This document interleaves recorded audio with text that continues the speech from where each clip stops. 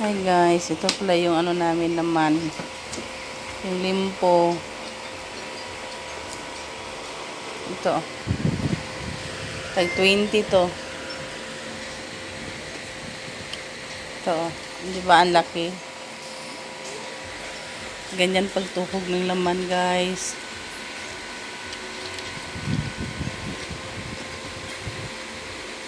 Sa gustong mag-comment na paano to ginawa, mag-comment lang kayo.